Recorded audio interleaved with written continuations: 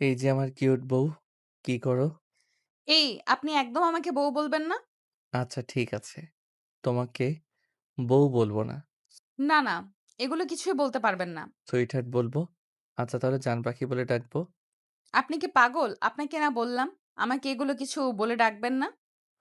আরে আমার কিউট বউটা এভাবে কথা বলছো কেন? আপনি আবার এগুলো বলছেন?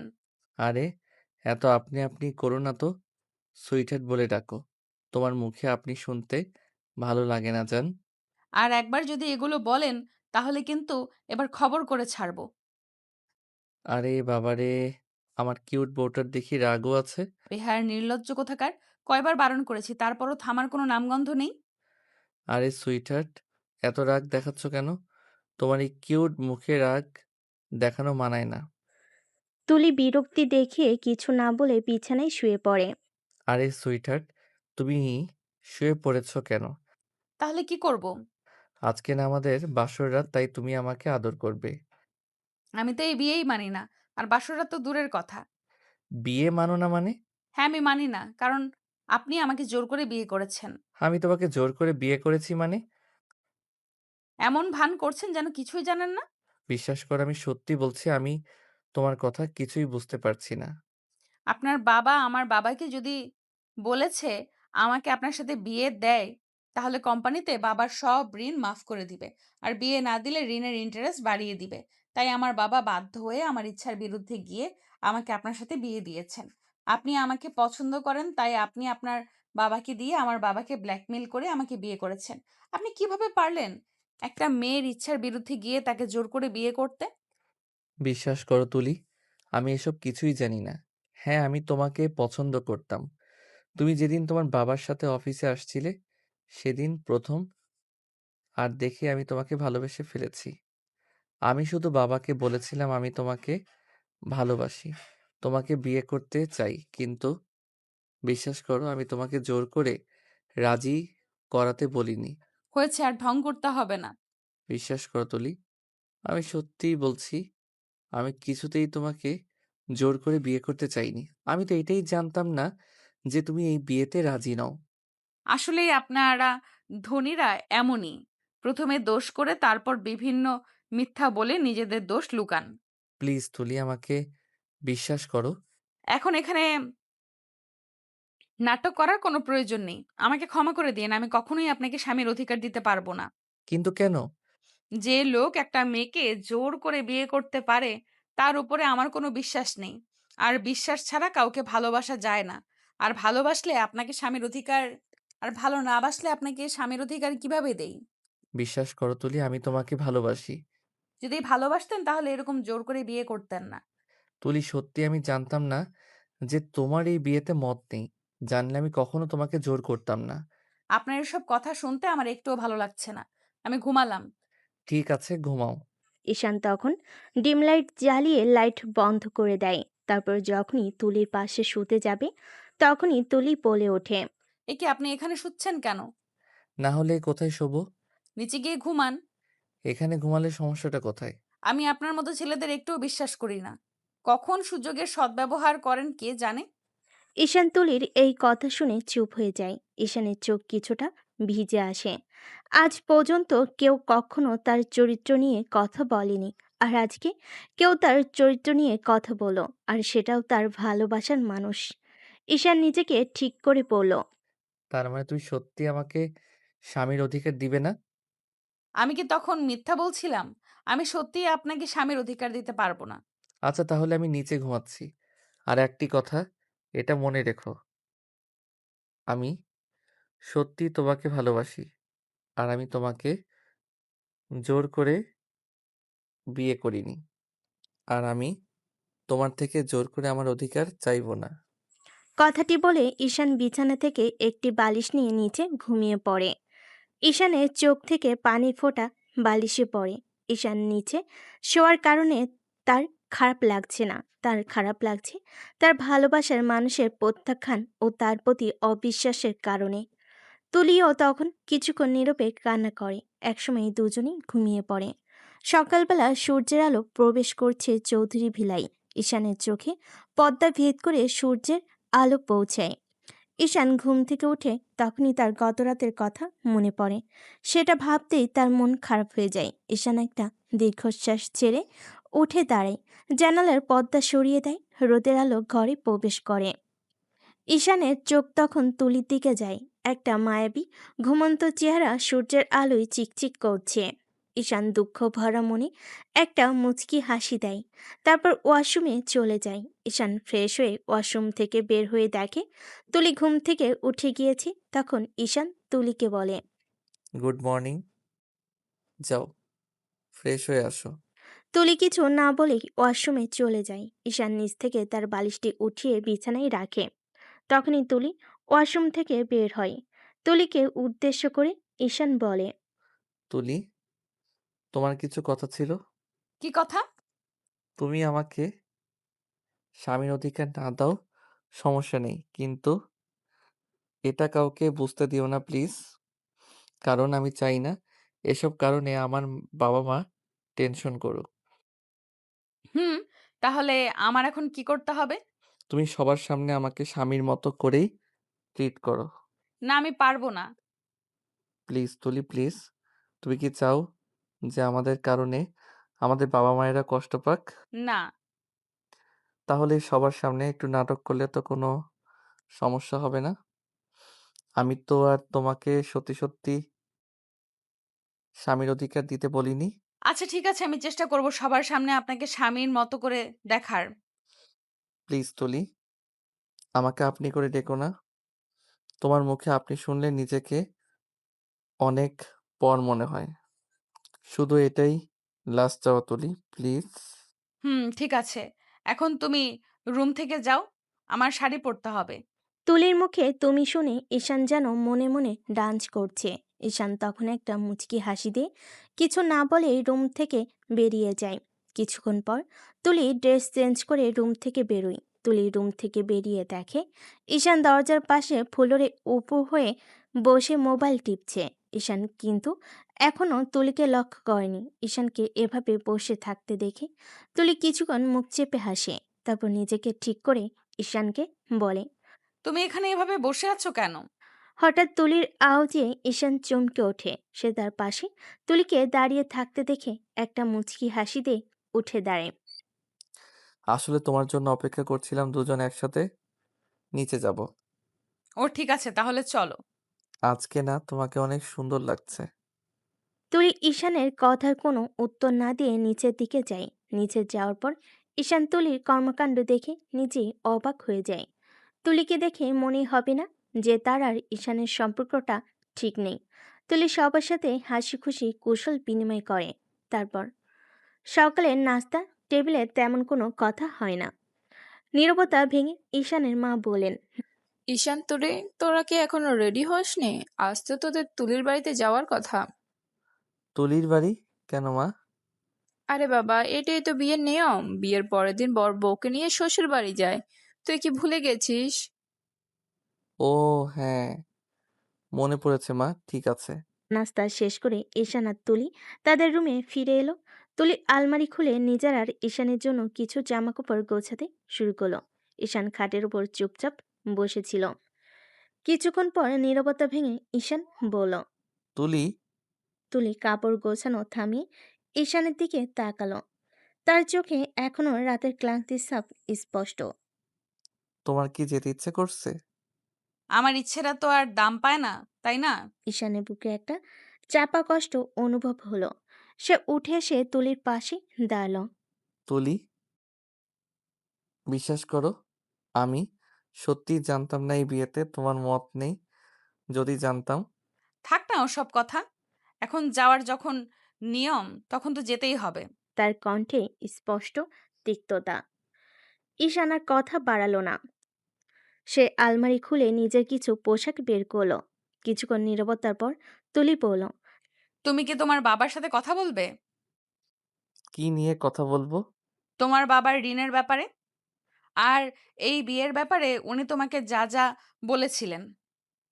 আমি ভেবেছিলাম তুমি হয়তো চাও না আমি এসব নিয়ে কথা বলি। আমার চাওয়া না চাওয়া কিছু যায় আসে না, কিন্তু আমি চাই তুমি সত্যিটা জানো। ঠিক আছে, সুযোগ পেলে আমি বাবার সাথে কথা বলবো। তাদের মধ্যে আর কোনো কথা হলো না। দুজনেই নীরবে নিজেদের জিনিসপত্র গোছালো। ঘরের বাতাস ভারী হয়ে রইল, এক চাপা অস্বস্তি আর না বলা কথার ভিড়ে। তুলির মনে তখনও হাজারো প্রশ্ন ঘুরপাক খাচ্ছে। ঈশানের সরলতা কি সত্যি বিশ্বাসযোগ্য, নাকি এর পেছনে অন্য কোনো রহস্য লুকিয়ে আছে? ব্যাগ গুছিয়ে তার রুম থেকে বের হয়। তারপর ঈশানের বাবা মা থেকে বিদায় নিয়ে বাড়ি থেকে বের হয়ে ঈশান তার ব্যক্তিগত গাড়িটি নেয়। ঈশান গাড়িতে বসলে তুলিও এসে পাশে বসে। কোথায় যেতে হবে? লোকেশনটা বলো তো। এই জায়গায়। তুলি লোকেশন বলে ঈশান গাড়ি স্টার্ট করে। প্রায় আধা ঘন্টা পর তারা তুলির পৈতৃক বাড়িতে এসে পৌঁছায়। বাড়ির সামনে তুলির বাবা মা দাঁড়িয়েছিলেন। তুলি গাড়ি থেকে নেমেই তার মাকে জড়িয়ে ধরে। ঈশান গাড়ি থেকে নামলে তুলির বাবা এগিয়ে এসে ঈশানকে জড়িয়ে ধরেন। ঠিক সেই মুহূর্তে বাড়ির ভেতরে থেকে কয়েকজন অল্প বয়সী মেয়ে ছুটে আসে এবং ঈশানের হাত ধরে কলকলিয়ে বলে ওঠে। দুলাভাই, দুলাভাই। তার ঈশানের হাত ধরে টানতে টানতে বাড়ির ভেতরে নিয়ে যায়। এটা দেখে তুলির মুখটা সামান্য কালো হয়ে যায়। তুলি ভেতরে গেলে দেখে সেই মেয়েরা, অর্থাৎ তার বোনেরা, ঈশানকে ঘিরে ধরে হাসাহাসি করছে, তার সাথে বেশ ঘষাঘষি করছে। এটা দেখে তুলির রাগ আরও বেড়ে যায়। সে আর সেখানে না দাঁড়িয়ে সোজা নিজের ঘরের দিকে রওনা হয়। ঈশানও তাদের ব্যাগগুলো নিয়ে তুলি পিছু পিছু যায়। তুলি তার রুমে ঢুকে দরজা বন্ধ করার আগেই ঈশান ভেতরে ঢুকে ব্যাগগুলো রাখে। তুলির আগে জ্বলতে জ্বলতে বলে। এখানে এসেছো কেন? যাও, গিয়ে ওই মেয়েগুলোর সাথে মজা করো গে। আরে না না, ওরাই তো আমাকে টেনে নিয়ে যাচ্ছিল। আমার একটু ভালো লাগছিল না। আচ্ছা, আমি এখন গিয়ে ফ্রেশ হয়ে আসি। এই কথা বলেই ঈশান ব্যাগ থেকে একটি তোয়ালে নিয়ে ওয়াশরুমে চলে যায়। তুলি কিছুক্ষণ সেখানে দাঁড়িয়ে থাকে। ঈশান ওয়াশরুম থেকে বের হলে তুলিকে জিজ্ঞেস করে। তুমি কি ফ্রেশ হবে না? হ্যাঁ। এই বলে তুলি ওয়াশরুমে চলে যায়। তুলি ওয়াশরুম থেকে বেরোলে দেখে ঈশান খাটে হেলান দিয়ে মোবাইল টিপছে। তুলি ঈশানের দিকে তাকিয়ে বলে। আমাদের বিয়েটা তোমাদের বাড়ির মতো এত আমাদের বাড়িটা তোমাদের বাড়ির মতো এত বড় নয়। এখানে হয়তো তোমরা অনেক সুযোগ সুবিধা পাবে না, তাই কিছু মনে করো না। আরে না না, আমার তেমন কোনো সমস্যা নেই। ঠিক তখনই দরজায় কড়া নাড়ার শব্দ শোনা যায়। তুলি গিয়ে দরজা খুলে দেখে তার বোনেরা দরজার সামনে দাঁড়িয়ে। দরজা খোলা মাত্রই তারা সবাই একসাথে ঘরে ঢুকে পড়ে এবং আবারও ঈশানের সাথে ঘেঁষাঘেঁষি শুরু করে। তখন তুলি আর রাগ সামলাতে পারে না, সেটাকে চিৎকার করে বলে। এই, তোমাদেরকে কে বলেছে এখানে আসতে? আর এখানে এসেই এমন করছিস কেন? যা এখান থেকে। তুলির রাগী মূর্তি দেখে তার বোনেরা হক চুকিয়ে যায়। তাদের মধ্যে একজন ভয়ে ভয়ে বলে। আপু, আমরা তো দুলাভাইয়ের সাথে একটু মজা করছিলাম। এসব মজা টজা করা লাগবে না, এখন এখান থেকে যা। তখন তার বোনেরা এক এক করে রুম থেকে বেরিয়ে যায়। ধন্যবাদ তুলি। তুলি ঈশানের দিকে একবার তাকিয়ে কোনো কথা না বলে ঘর থেকে বেরিয়ে যায়। কিছুক্ষণ পর তুলি রুমে এসে ঈশানকে ডাকে। খেতে এসো। ঈশান মাথা নেড়ে তুলি পিছু পিছু যায়। তারপর তারা ডাইনিং টেবিলে গিয়ে বসে। খাবার দাবার শেষে তুলির বোনেরা আবদার ধরে। দুলাভাই, আমাদের ঘুরতে নিয়ে যান না। আমাদের এখানে অনেক সুন্দর সুন্দর পার্ক আছে। আচ্ছা ঠিক আছে, তাহলে আজকে বিকেলে সবাই রেডি থেকো। আমরা সবাই একসাথে ঘুরতে যাব। ঈশান তাদের আবদার রাখে এবং হাসি মুখে বলে। এ কথা শুনে তুলির বোনেরা আনন্দে চিৎকার করে ওঠে এবং ছুটে এসে ঈশানকে জড়িয়ে ধরে। এটা দেখে তুলির ভুরু কুচকে যায়। এই ঘুরতে নিয়ে যাবে, সেটা তো বললে, এখন আবার জড়িয়ে ধরার কি আছে? তুলির রাগী ভঙ্গি দেখে তুলির রাগী ভঙ্গি দেখে তার বোনেরা ভয় পেয়ে ধীরে ধীরে ঈশানকে ছেড়ে দেয়। ঈশান তখন পরিস্থিতি হালকা করার জন্য বলে। তাহলে সবাই রেডি থেকো, আজকে বিকেলে আমরা ঘুরতে যাব। তারপর ঈশান তুলির রুমে ফিরে যায়। কিছুক্ষণ পর তুলি রুমে এলে ঈশানকে চুপচাপ বসে থাকতে দেখে বলে। এখন ঘুরে করে এত টাকা খরচ করার কি দরকার? আমার শালীরা আমার কাছে আবদার করেছে, আর আমি কি তাদের আবদার ফিরিয়ে দেব নাকি? তুমি কি আমাকে দেখানোর জন্য এগুলো করছো?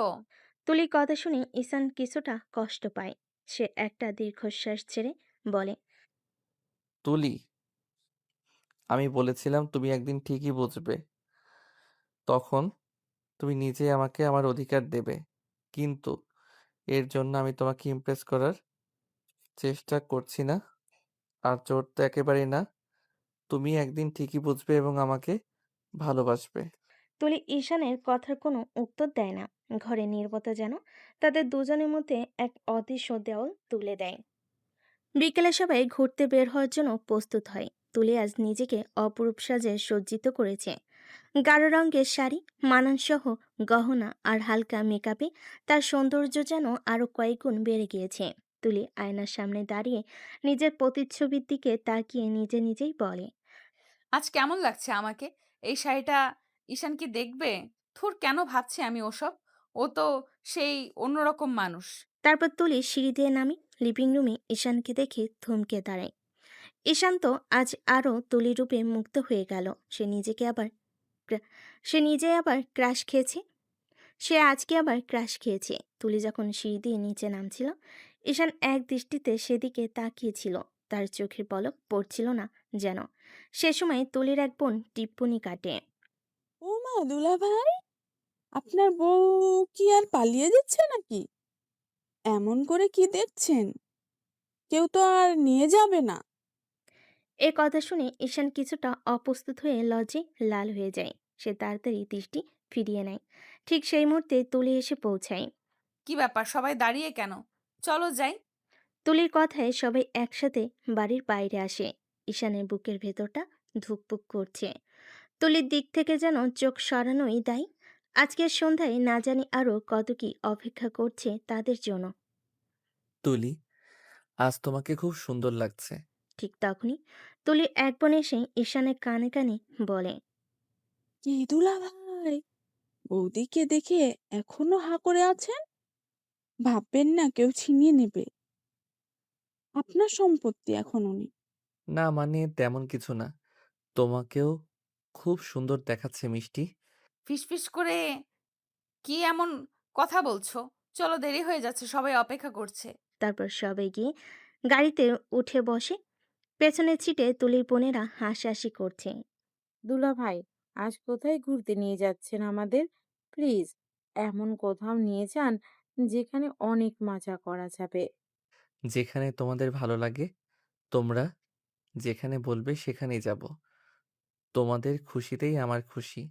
ঈশান তুলির দিকে তাকিয়ে কথাটি বলে। তুলি জানালা দিয়ে বাহিরের দিকে তাকিয়ে বলে। যেখানে খুশি গেলেই হলো, আমার কিছু যায় আসে না। তারপর সবাই পার্কে পৌঁছায়। পার্কে তুলির বোনেরা বিভিন্ন রাইডে চড়ছে। ঈশান দূরে দাঁড়িয়ে তাদের হাসি মুখ দেখছে। ওরা কত খুশি। তুলি কি কখনো এভাবে হাসতে পারে? ওর মুখে হাসি দেখলে আমারও ভালো লাগে। নদীর ধারে নৌকায় ঈশান তুলির উড়ন্ত চুলের দিকে তাকিয়ে বলে। বাতাসটা বেশ ঠান্ডা, তাই না? তোমার ঠান্ডা লাগছে না তো? হ্যাঁ, ঠান্ডা ঠান্ডা লাগছে। তারপর রেস্টুরেন্টে। দুলাভাই, আপুর সাথে আপনার প্রথম দেখা কোথায় হয়েছিল বলুন তো? প্লিজ প্লিজ বলুন না। হুম হুম হুম। সেটা একটা লম্বা গল্প। আরেকদিন বলবো, যখন শুধু আমরা দুজন থাকবো। কেমন? তাদের কথা শুনে তুলি মনে মনে বলে। কেন আগ্রহ ওদের? আমাদের সম্পর্কটা তো স্বাভাবিক নয়। অভিনয় করতে করতে আমি ক্লান্ত। দুলাভাই আর আপু, একটু আলাদা করে কথা বলুন না। আমরা একটু দূরে থাকি, প্লিজ। কি দরকার? সবাই একসাথে আছি তো, আলাদা করে বলার কি আছে? না, সবাই থাকো, সমস্যা নেই। তোমাদের সাথে কথা বলতে আমার ভালো লাগে। তোমরা সবাই খুব মিষ্টি। তুলির বোনেরা কিছু না বলে তখন একটু দূরে সরে গেল। তুলি, আজ তোমাকে সত্যিই খুব সুন্দর লাগছে। এই শাড়িটা তোমার উপর খুব মানিয়েছে। ধন্যবাদ বলার আর কিছু নেই। আমি জানি আমার উপর তোমার এখনো বিশ্বাস নেই, কিন্তু বিশ্বাস করো তুলি, আমি সত্যিই তোমাকে ভালোবাসি। আর সেই ভালোবাসাতেই হয়তো ভুল করে ফেলেছি। ভালোবাসেন? ভালোবাসলে এভাবে জোর করতেন না। এই ভালোবাসা আমার কাছে শ্বাস রুদ্ধ করা এক অনুভূতি। আমি মুক্তি চাই, ঈশান। হ্যাঁ, আমি জানি। শুধু আশা করতে পারি একদিন তুমি বুঝবে। আমার মনের কথা বুঝবে। আর সেদিন হয়তো তুমি মুক্তি চাইবে না। ঈশান তখন তুলির বোনেদের ইশারা দিয়ে চলে আসতে বলে। তারপর সবাই গাড়িতে উঠে পড়ে। গাড়িতে ফেরার পথে নীরবতা। তুলি মনে মনে বলে, কবে শেষ হবে এই অভিনয়? কবে আমি আমার স্বাভাবিক জীবনে ফিরতে পারবো? এই লোকটা কেন বোঝে না আমার কষ্ট? কি ভাবছো তুলি? খুব ক্লান্ত লাগছে তোমাকে? কিছু না, একটু ঘুম পাচ্ছে। গাড়ি চলতে থাকে। রাতে নীরবতা তাদের ঘিরে ধরে। দুজনের মনে দূরত্ব যেন আরো বাড়তে থাকে। তুলিরা যখন বাড়ি ফেরে তখন বেশ রাত। তুলির বাবা মা তাদের জন্য জেগে অপেক্ষা করছিলেন। তাদের দেখেই তুলির মা এগিয়ে এসে জানতে চান দিনটা কেমন কেটেছে। তুলি ক্লান্ত এসে জানায় সব ভালো ছিল। ঈশানও তাদের সাথে কুশল বিনিময় করে। তোমরা ফ্রেশ হয়ে এসে রাতের খাবার খেয়ে নাও, অনেক রাত হয়েছে। হ্যাঁ মা, তোমরা বসো, আমরা আসছি। তুলিও ঈশান তাদের ঘরে ফিরে আসে। তুলি নীরবে নিজের জিনিসপত্র গোছাতে থাকে।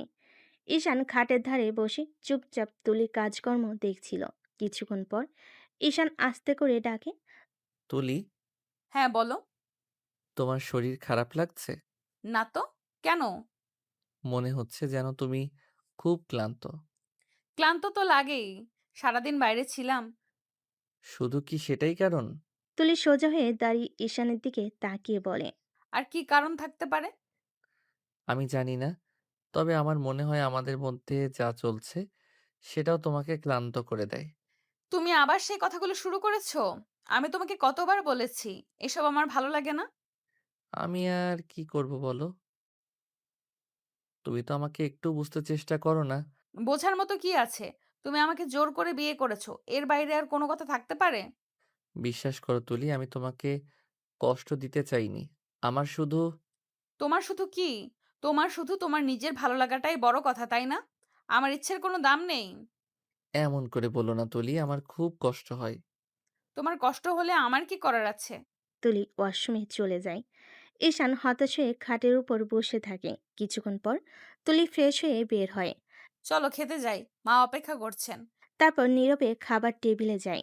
রাতে খাবারও তেমন কোনো কথা ছাড়াই শেষ হয়। খাবার পর তুলির বাবা বলেন, ইসান, তুলি, তোমরা কিন্তু আজকে আর যেতে পারবে না। কাল সকালে নাস্তা করে যেও। ঠিক আছে বাবা। তুলি ও ঈশান আবার তাদের ঘরে ফিরে আসে। ঘরে ফিরে তুলি নিজের বিছানায় শুয়ে পড়ে। ঈশান কিছুক্ষণ দাঁড়িয়ে থেকে আস্তে করে বলে, তুলি, এখানে তো নিচে জায়গা হবে না। আমি কি বিছানায় শুবো? একদম না। তোমার মতো ছেলেদের উপর আমার একদম বিশ্বাস নেই। শোয়ার বাহানা আরো কত কি। ঈশান একটি দীর্ঘশ্বাস ফেলে ঘর থেকে বেরিয়ে যায়। আজ তার মনে এক গভীর শূন্যতা। তুলির কাছ থেকে এতটুকু সহানুভূতিও সে পেল না। তুলির মনে তার জন্য শুধু অবিশ্বাস ও ঘৃণাই আছে। ভালোবাসার বদলে শুধু ঘৃণা আর অবজ্ঞা। ঈশান সোজা বাড়ির ছাদে চলে যায়। অন্যদিকে তুলির মনও এক চাপা অস্থিরতা। ঈশানের অসহায় মুখটা কিছুতেই সে যেন মন থেকে তাড়াতে পারছে না। লোকটি কি সত্যি এতটা খারাপ, নাকি পরিস্থিতির শিকার? নানা প্রশ্ন তার মনে ভিড় করে আসে। একসময় গভীর ঘুমে তলিয়ে যায়। পরের দিন সকালবেলা ফজরের সময় তুলি ঘুম থেকে ওঠে। তুলির মনে তখনও গত রাতের তিক্ততা কিছুটা হলেও বিদ্যমান। তুলি দেখতে পায় ঈশান নেই।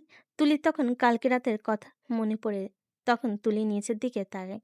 আসলে নিচে শোয়ার মতো জায়গা নেই। তখন তার মনে প্রশ্ন জাগে, ঈশান কোথায়? ঠিক তখনই রুমে প্রবেশ করে তুলি ঈশানকে প্রশ্ন করে, রাতে কোথায় ছিলে? ছাদে। ছাদে মানে তুমি কি কালকে ঘুমাওনি? তেমন কোনো পরিস্থিতি ছিল না। তার মানে তুমি সারা রাত জেগেছিলে? হ্যাঁ, আমার রাত জাগার অভ্যাস আছে। তোমার শরীরটা ঠিক আছে তো? রাতে ভালো ঘুম হয়নি বুঝি? হ্যাঁ, ঠিক আছে। ঈশান ওয়াশরুমে চলে যায়। তুলির মনটা বিষণ্ণ হয়ে যায়। তার জন্য ঈশান রাতে ঘুমোতে পারেনি। কিছুক্ষণ পর তারা নিচে নেমে আসে। তুলির বাবা মা তাদের জন্য নাস্তার ব্যবস্থা করেছেন। নাস্তা করার সময় তেমন কোনো কথা হয় না। নীরবতা যেন দুজনের মনে দূরত্ব আরও বাড়িয়ে তোলে। নাস্তা শেষে তুলির মা বলেন, বাবা ঈশান, মা তুলি, তোমরা সাবধানে যেও আর মাঝে মাঝে এসো। জি মা, অবশ্যই আসবো। তোমাদের কোনো অসুবিধা হলে জানিও। ধন্যবাদ বাবা। বিদায় পর্ব শেষ হলে ঈশান ও তুলি গাড়িতে ওঠে। তুলির বাবা মা তাদের গাড়ি চলে যাওয়া পর্যন্ত দরজার সামনে দাঁড়িয়ে থাকেন। গাড়িতে ওঠার পর দুজনের মধ্যে আবার সেই নীরবতা নেমে আসে। বাইরে মনোরম দৃশ্য যেন তাদের মনের ভেতরে ঝড়কে শান্ত করতে পারছে না। ঈশান কিছুক্ষণ চুপ থেকে বলে, তুলি, রাস্তায় কোনো অসুবিধা হচ্ছে না তো? না। দীর্ঘ নীরবতার পর ঈশান আবার কথা বলার চেষ্টা করে। তোমার শরীর যদি খারাপ লাগে তাহলে আমরা কোথাও একটু থামতে পারি। আমার কিছুই হয়নি, তুমি চুপ করে গাড়ি চালাও। ঈশান আর কোনো কথা পায় না, সে মনোযোগ দিয়ে গাড়ি চালাতে থাকে। প্রায় আধা ঘন্টা পর তারা ঈশানের প্রত্যেক বাড়িতে এসে পৌঁছায়। বাড়ির গেটের সামনে তাদের জন্য অপেক্ষা করছিল ঈশানের বাবা মা। গাড়ি থামতেই তারা এগিয়ে এসে তাদের স্বাগত জানায়। এসো বাবা মা, রাস্তায় ক্লান্ত লাগেনি তো? না মা, তেমন না। এসো, ভিতরে এসো। তুলি নীরবে গাড়ির দরজা খুলে নামে এবং তার শ্বশুর শাশুড়ির সাথে ঘরে ঢোকে। ঈশান তাদের ব্যাগগুলো নিয়ে ভিতরে আসে। ঘরে ঢুকে তুলি সোজা তাদের শোবার ঘরের দিকে যায়। ঈশান ব্যাগগুলো একপাশে রেখে তুলির দিকে তাকায়। তুলি, এখন তো আমরা আমাদের বাড়িতে ফিরে এসেছি। তুমি কি একটু চেষ্টা করবে সবকিছু স্বাভাবিক করার, অন্তত বাড়ির লোকের সামনে? তুমি কি সত্যিই বিশ্বাস করো যে সবকিছু আবার স্বাভাবিক হতে পারে? আমি চেষ্টা করতে চাই তুলি, অন্তত একবারের জন্য হলেও। তুলি কোনো উত্তর না দিয়ে জানালার দিকে তাকিয়ে থাকে। তার মনের ভাবনা যেন এক গভীর রহস্যের চাদরে ঢাকা। ঈশান অসহায়ভাবে তার দিকে তাকিয়ে থাকে। তাদের দুজনের মধ্যে এক অদৃশ্য দেওয়াল ক্রমশ উঁচু হতে থাকে। এই পরিস্থিতিতে তাদের ভবিষ্যৎ কোন দিকে মোড় নেবে তা সত্যিই অজানা। ঘরে ঢোকার কিছুক্ষণ পর তুলির হঠাৎ করে খারাপ লাগতে শুরু করে। প্রথমে সে হালকা মাথা ব্যথা অনুভব করে, কিন্তু কিছুক্ষণের মধ্যেই তা অসহ্য যন্ত্রণায় রূপ নেয়। তার কপালে বিন্দু বিন্দু ঘাম জমতে থাকে, মুখটা ফ্যাকাশে হয়ে যায়। উফ, মাথাটা। কি হয়েছে তুলি? তুমি ঠিক আছো? তোমার মুখটা এমন দেখাচ্ছে কেন? জানি না, হঠাৎ করে মাথাটা খুব ঘুরছে আর ব্যথা করছে। ঈশান সঙ্গে সঙ্গে এগিয়ে এসে তুলির পাশে বসে। সে আলতো করে তুলির কপালে হাত রাখে। তোমার কপাল তো বেশ গরম, মনে হচ্ছে জ্বর আসছে। মনে হয়। তুমি একটু বসো, আমি এক্ষুনি মায়ের কাছে যাচ্ছি। ঈশান দ্রুত ঘর থেকে বেরিয়ে যায় এবং তার মাকে ডাকে। ঈশানের মা এসে তুলির অবস্থা দেখে চিন্তিত হয়ে পড়েন। ও মা, এ কি হয়েছে মা? তুমি এমন দুর্বল হয়ে পড়েছো কেন? মাথা ব্যথা আর জ্বর। ঈশান, তাড়াতাড়ি ডাক্তারের কাছে ফোন কর আর তুলির কপালে জলপট্টি দাও। ঈশান তড়িঘড়ি ডাক্তারের সাথে কথা বলে এবং মায়ের কথা মতো একটি নরম কাপড় ঠান্ডা জলে ভিজে তুলির কপালে রাখে। তুলি ব্যথায় কুকড়ে যাচ্ছে দেখে ঈশানের মনটা অস্থির হয়ে ওঠে।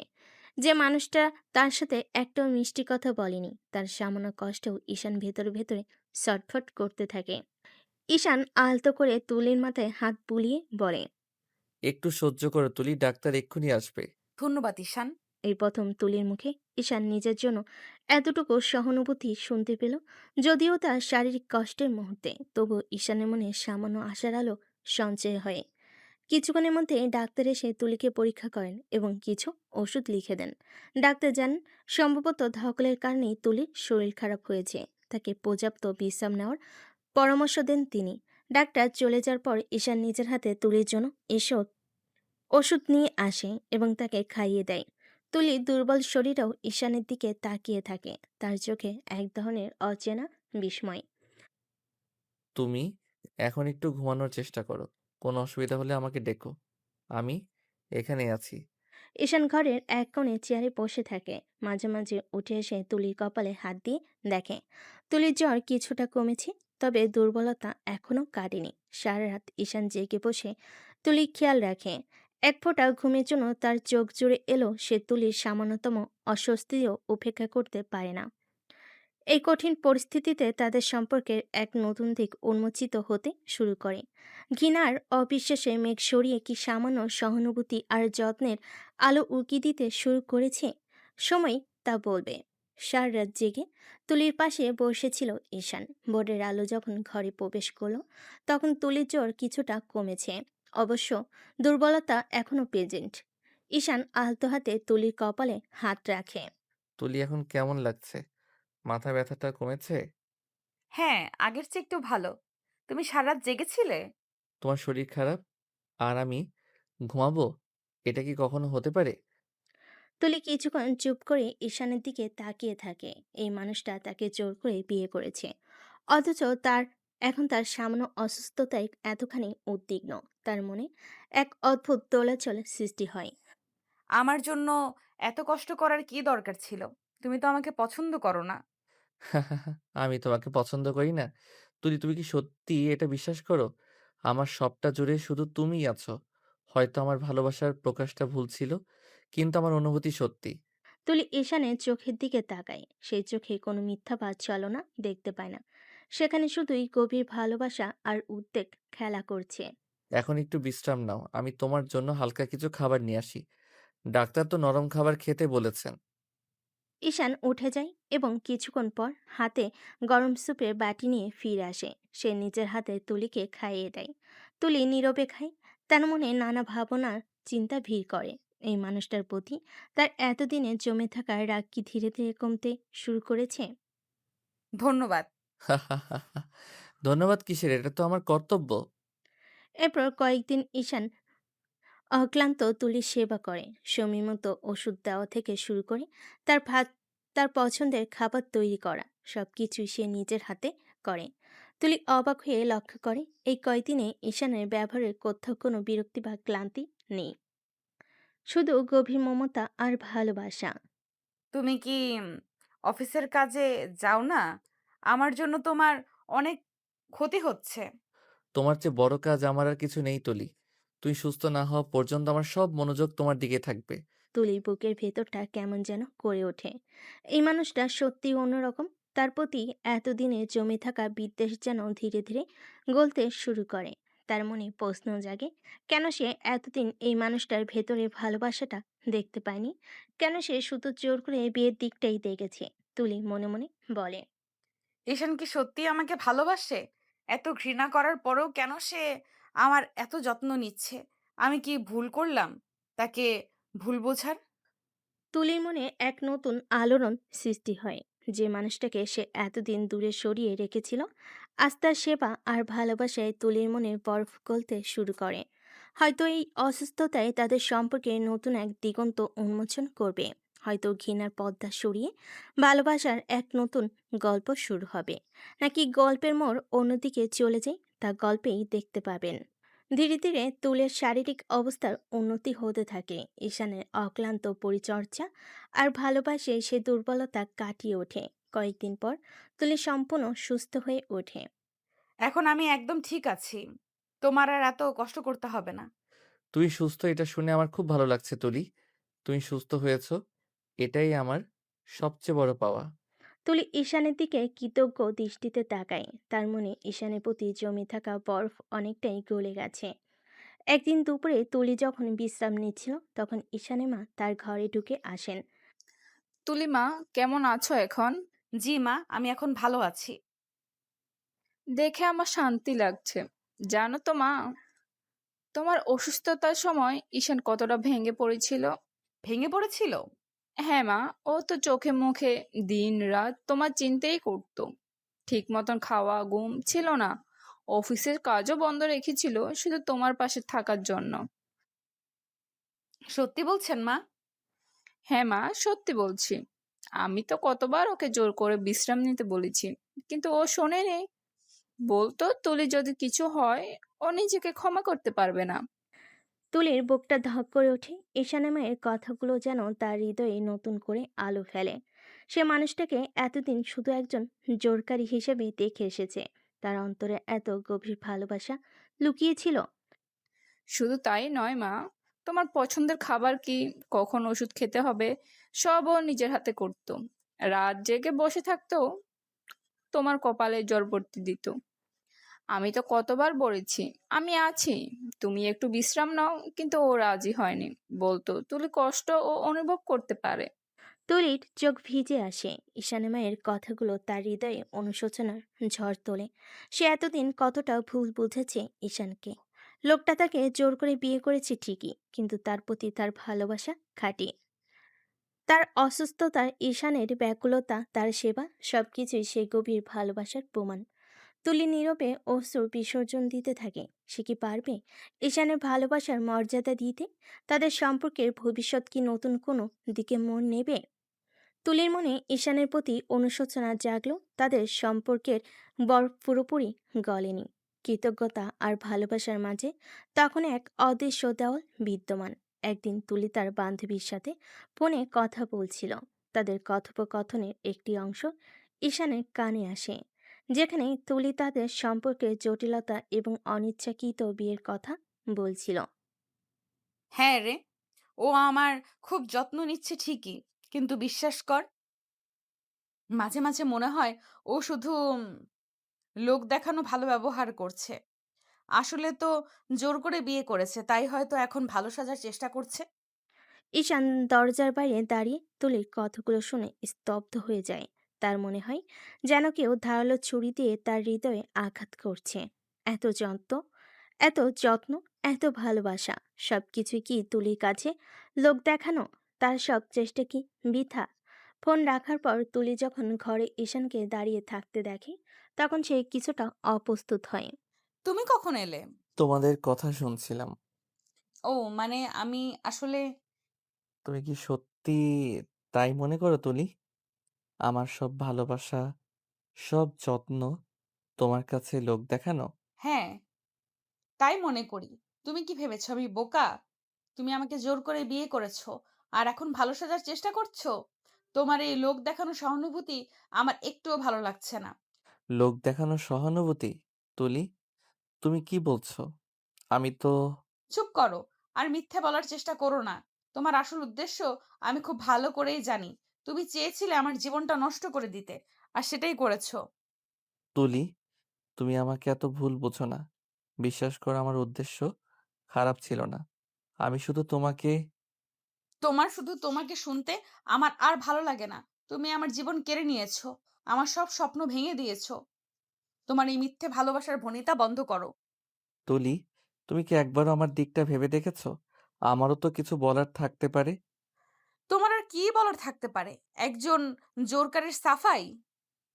আমার সেসব শুনতে একটুও আগ্রহ নেই। তুলির রাগে শরীর কাঁপতে থাকে। ঈশান হতভম্বের মতো তার দিকে তাকিয়ে থাকে। তার এতদিনের জমানো ভালোবাসা যেন এক মুহূর্তে ধূলিসাৎ হয়ে যায়। তুমি যা খুশি তাই মনে করতে পারো তুলি, আমার আর কিছু বলার নেই। এই বলে ঈশান ঘর থেকে বেরিয়ে যায়। তুলির আগে ফুপিয়ে কাঁদতে থাকে। তার মনে তখনও একরাশ অভিমান আর ক্ষোভ জমাট বেঁধে আছে। সে বুঝতে পারে না, তার এই রাগের পরিণতি হয়তো তাদের দুজনের জন্যই আরো খারাপ হতে চলেছে। ঈশান ঘর থেকে বেরিয়ে যাওয়ার পর তুলি কিছুক্ষণ রাগে ফুঁসতে থাকে। তার মনে তখনও অভিমানের আগুন জ্বলে উঠছে, কিন্তু ধীরে ধীরে সেই রাগ স্তিমিত হয়ে আসে। আর তার জেগে জেগে ওঠে এক গভীর শূন্যতা। ঈশানের শেষ কথাগুলো তার কানে বারবার প্রতিধ্বনিত হতে থাকে। তুমি যা খুশি তাই মনে করতে পারো তুলি, আমার আর কিছু বলার নেই। তখনই হঠাৎ তুলির মনে পড়ে যায় ঈশানের মায়ের বলা কথাগুলো। তোমার অসুস্থতার সময় ঈশান কতটা ভেঙে পড়েছিল, রাত দিন জেগে বসে তোমার কপালে জল পড়তে দিত, বলতো তুলির কষ্ট ও অনুভব করতে পারে। তুলি বুকের ভেতরটা মোচড় দিয়ে ওঠে। এতদিন ধরে সে ঈশানের ভালোবাসাকে লোক দেখানো ভেবে এসেছে। তার অসুস্থতায় ঈশানের ব্যাকুলতা, তার সেবা, সবকিছু কি মিথ্যে ছিল? ঈশানের মায়ের স্নেহপূর্ণ মুখটা তার চোখের সামনে ভেসে ওঠে। সেই সরল মহিলা তো মিথ্যা বলতে পারে না। আমি কি করলাম? কেন আমি এত অন্ধ হয়েছিলাম? ঈশান তো সত্যিই আমার খেয়াল রেখেছে। ও তো সত্যিই আমাকে তুলির গলা ধরে আসে। এতদিন ধরে সে শুধু ঈশানের চাপিয়ে দেওয়া বিয়েটাকেই দেখেছে, তার ভেতরে মানুষটাকে দেখেনি। ঈশানের নীরব কষ্ট, তার ভালোবাসার গভীরতা, কিছু সে উপলব্ধি করতে পারেনি। আর আজ যখন সে সামান্যতম হলেও সেই ভালোবাসার ছোঁয়া অনুভব করতে শুরু করেছিল, তখনই নিজের ভুল সিদ্ধান্তে সব ভেস্তে দিল। তুলি বিছানায় বসে ধোয়াতে মুখ ঢেকে কাঁদতে শুরু করে। তার কানে মিশে থাকে অনুশোচনা, হতাশা আর এক গভীর শূন্যতাবোধ। আমি কত বোকা! কেন আমি ওকে এত কষ্ট দিলাম? ও তো আমাকে এত যত্ন নিল, আর আমি কিনা তার মনে বারবার ঈশানের ব্যথিত মুখটা ভেসে ওঠে। আমার মনে অনেক আঘাত লেগেছে। ঈশানের এই কথাগুলো যেন তার হৃদয়ে তীক্ষ্ণ তীরের মতো বিঁধতে থাকে। সে বুঝতে পারে তার এক মুহূর্তের ভুল বোঝাবুঝি ঈশানের মনে কথাটা গভীর ক্ষত সৃষ্টি করেছে। তুলি ঘর থেকে উঠে দাঁড়ায়। তার ভেতরের অস্থিরতা তাকে স্থির থাকতে দিচ্ছে না। সে জানে না ঈশান কোথায় গেছে, কখন ফিরবে, কিন্তু তার মনে কিন্তু তার মন ব্যাকুল হয়ে উঠছে ঈশানের কাছে ক্ষমা চাওয়ার জন্য। সে বুঝতে পেরেছে ঈশান তাকে সত্যি ভালোবাসে। তার ভালোবাসার প্রকাশ হয়তো ভুল ছিল, কিন্তু তার অনুভূতি খাঁটি। তুলি দরজার দিকে এগিয়ে যায়। তার মনে একটাই চিন্তা, কিভাবে সে ঈশানের কাছে তার ভুল স্বীকার করবে, কিভাবে সে তার ভাঙা মন জোড়া লাগবে। আর আদৌ কি ঈশান তাকে ক্ষমা করবে? অনুশোচনার আগুনে দগ্ধ হতে থাকে তুলির মন। বাইরের রাতে নিস্তব্ধতা ভেঙে যেন ভেতরের হাহাকারকে আরো বাড়িয়ে তোলে। গভীর রাতে ঈশান যখন ক্লান্ত শরীরে বাড়ি ফিরে, তখন সারা বাড়ি নিস্তব্ধ। তার মনে তখনও তুলির তিক্ত কথাগুলো ঘুরপাক খাচ্ছে। দরজা খুলে ভেতর ঢুকে দেখে লিভিং রুমে আলো জ্বলছে। সোফার উপর উদ্বিগ্ন মুখে বসে আছে তুলি। ঈশানকে দেখে সে দ্রুত উঠে দাঁড়ায়। ঈশান, তুমি এসেছো? আমি আমি তোমার জন্য অপেক্ষা করছিলাম। এত রাতে জেগে আছো কেন? ঘুমাতে যাওনি? আমার কথা শোনো প্লিজ। আমি আমি তোমাকে যা বলেছি তার জন্য আমি খুবই লজ্জিত। আমার ভুল হয়ে গেছে। তোমার মতো একজন ভালো মানুষকে আমি কত খারাপ কথা শুনিয়েছি। আমাকে ক্ষমা করে দাও ঈশান। তুলির চোখে জল চিকচিক করছে। তার কণ্ঠ রুদ্ধ হয়ে আসছে অনুশোচনায়। ঈশান কিছুক্ষণ অপলক দৃষ্টিতে তুলির দিকে তাকিয়ে থাকে। তার চোখে মিশ্রিত ক্লান্তি আর অবিশ্বাস। এখন আর ক্ষমা চেয়ে কি হবে তুলি? যা বলার তুমি তো সেদিনই বলে দিয়েছো। না ঈশান, বিশ্বাস করো আমার ভুল হয়ে গিয়েছিল। ঈশানের মায়ের কথা শোনার পর আমি বুঝতে পেরেছি তুমি তুমি সত্যিই আমার খেয়াল রেখেছো। আমি তোমাকে ভুল বুঝেছি। ও, তার মানে এখন তুমি বুঝতে পারছো আমার সেবা, আমার যত্ন সবকিছু এখন তোমার কাছে সত্যি মনে হচ্ছে? হ্যাঁ ঈশান, সত্যি। আমি তোমাকে বিশ্বাস করি। প্লিজ আমাকে আর কষ্ট দিও না। ঠিক সেই মুহূর্তে তুলির চোখ পড়ে ঈশানের হাতের দিকে। ঈশানের ডান হাতের তালুতে একটি তাজা আঘাতের চিহ্ন। চামড়া ছিলে গেছে এবং সামান্য রক্ত জমাট বেঁধে আছে। ঈশান, এটা কি হয়েছে তোমার হাতে? কোথায় লেগেছে? ও কিছু না তুলি, সামান্য একটু লেগেছে। সামান্য? আমি দেখতে পাচ্ছি রক্ত জমে আছে। বলো কি হয়েছে? তুমি কি কোথাও ধাক্কা খেয়েছো? আরে বললাম তো কিছু না। তুমি এত বাড়াবাড়ি করছো কেন?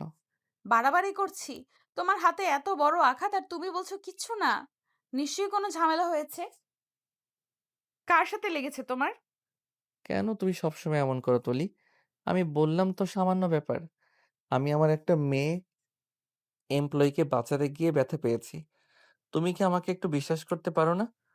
সব সময় খুঁত ধরতেই হবে? বিশ্বাস? আমি তোমার কাছে বিশ্বাস তুমি আমার কাছে বিশ্বাস আশা করো? যে মানুষটা আমাকে জোর করে বিয়ে করেছে, তার কাছে আমি বিশ্বাস আশা করব?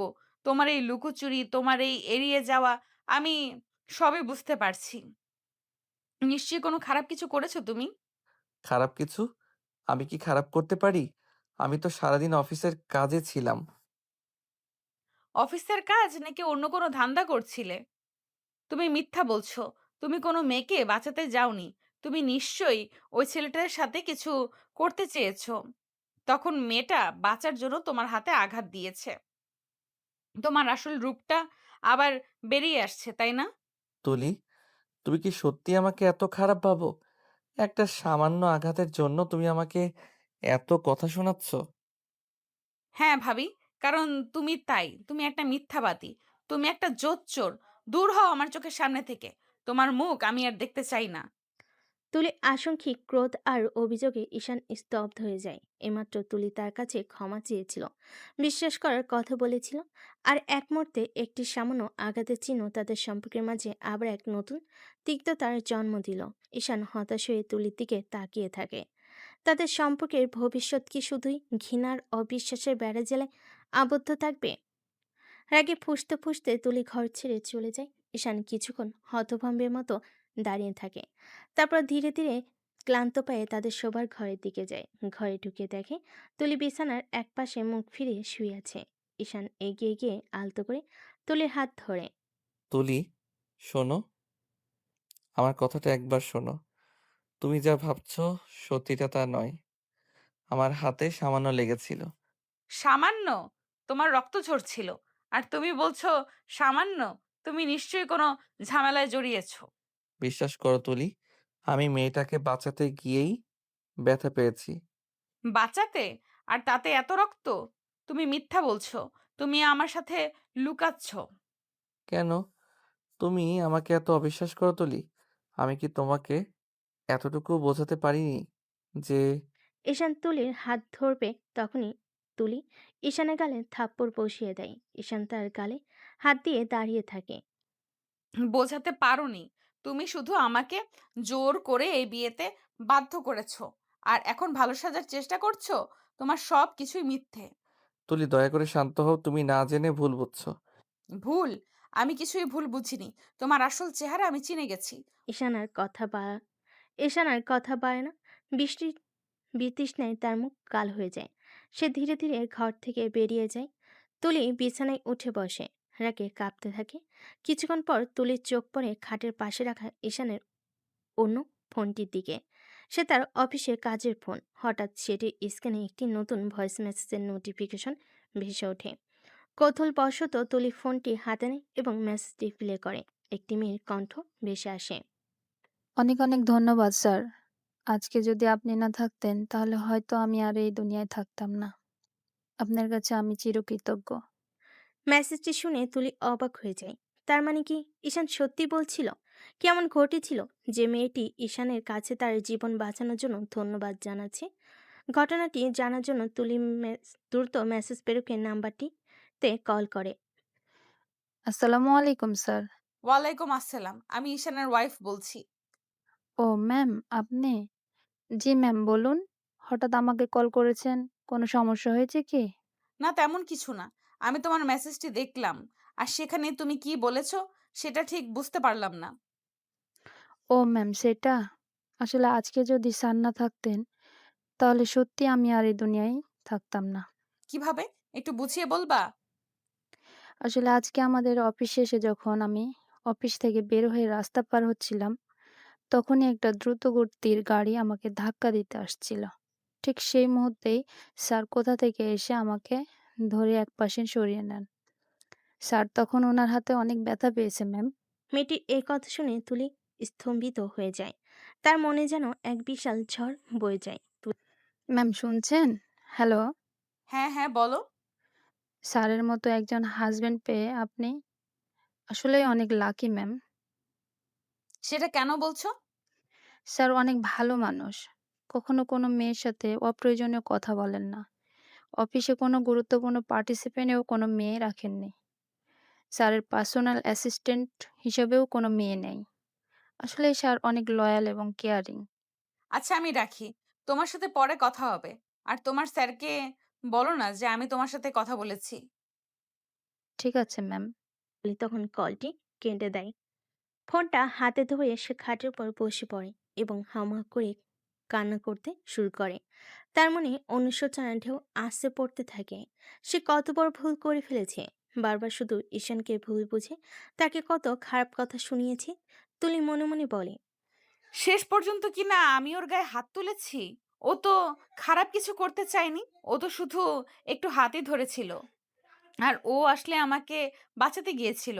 আর আমি আমি কখনো ওকে স্ত্রীর অধিকার দেইনি। তবুও সব সময় আমাকে ভালোবেসেছে। তুলির কান্নার বেগ আরো বেড়ে যায়।